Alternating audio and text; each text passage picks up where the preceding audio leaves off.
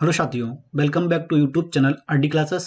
साथियों, आज हम निष्ठा ट्रेनिंग जो हमारी दीक्षा ऐप पर होती है, निष्ठा 4.0 का मॉड्यूल 2 यानी ECCE2 खेल आधारित सीखने के प्रवेश का नियोजन B2 B5। आज इसके हम क्वेश्चन आंसर देखेंगे, प्रश्नोत्तरी, और एक एक करके उसके सॉल्व करेंगे। चलिए तो आपको लेके चलते हैं प्रश्नोत्तरी पर।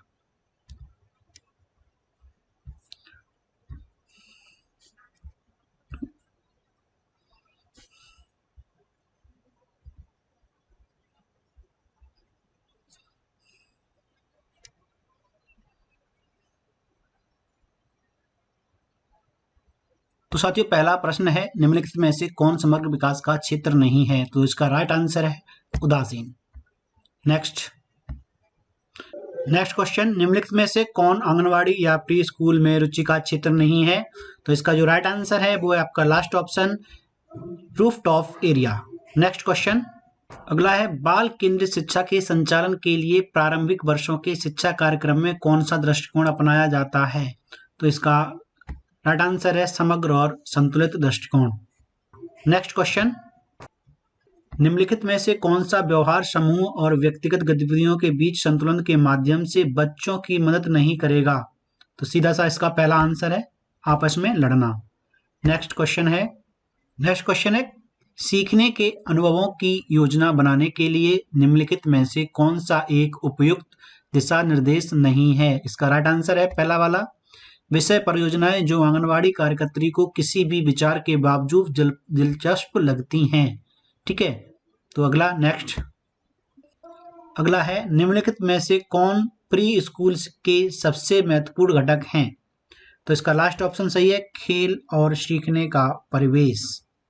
नेक्स्ट, गुड़िया और नाटकीय क्षेत्र में बच्चों को सुविधा प्रदान करते हैं। तो इस क्वेश्चन का लास्ट जो राइट आंसर है वो है उनकी याददाश्त को मजबूत करना। नेक्स्ट क्वेश्चन, अगला क्वेश्चन है, समग्र विकास के लिए कितने प्रमुख क्षेत्र हैं? तो इसका जो राइट आंसर है वो पहला है ए, 5 प्रमुख क्षेत्र हैं समग्र विकास के। अगला क्वेश्चन, एक खेल गतिविधि के लिए आदर्श समय अवधि मिनटों में क्या है?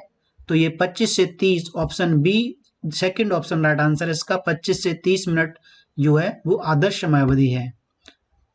दीर्घकालीन योजनाओं पर कार्य करने का लक्ष्य क्या है? तो इसका राइट आंसर है वो है आपका विकासात्मक लक्ष्यों को प्राप्त करना। नेक्स्ट क्वेश्चन है, मुक्त छोटे समूह के खेल के लिए गतिविधि या रुचि वाले क्षेत्रों के लिए निम्नलिखित में से कौन सा सुझाव नहीं दिया गया है? तो इसका राइट आंसर है option C, mobile phone. Next question थोड़ा बहुत लेंथी क्वेश्चन है, लेकिन करते हैं इसको। आंगनवाड़ी की एक अच्छी तरह से डिजाइन की गई भौतिक सेटिंग के लिए सही कथन कौन सा है? तो इसका जो ऑप्शन हमारा सी है वो इसका राइट आंसर है।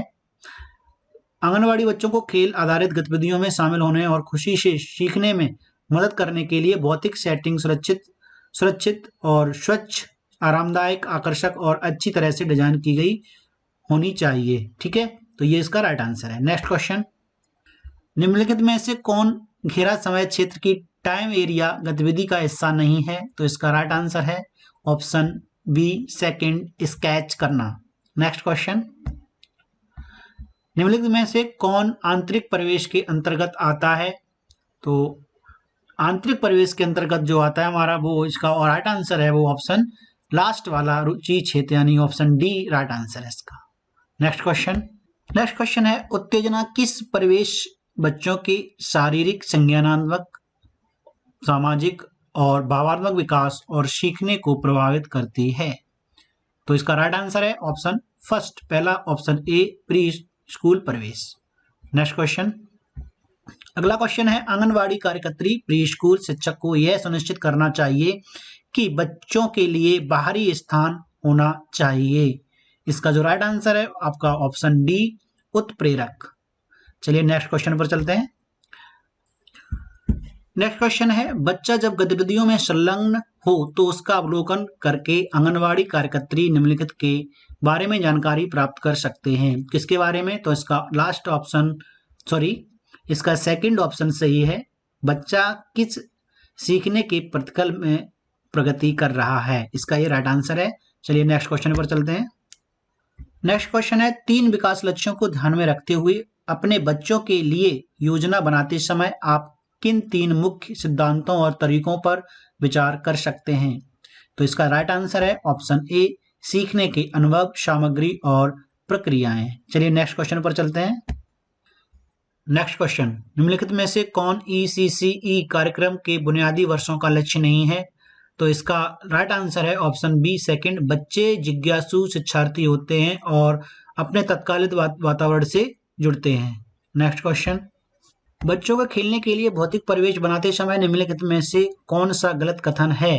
तो गलत पूछा हुआ है यहाँ पर, इसलिए ऑप्शन ए इसका राइट आंसर होगा। बच्चों के समूह के लिए सीमित खिलौने और खेल सीखने की सामग्री। चलिए नेक्स्ट क्वेश्चन पर चलते हैं। यहाँ पर आपके 17 सही हो गए हैं, यानी कि आपके मिनिमम आपको 14 चाहिए थे।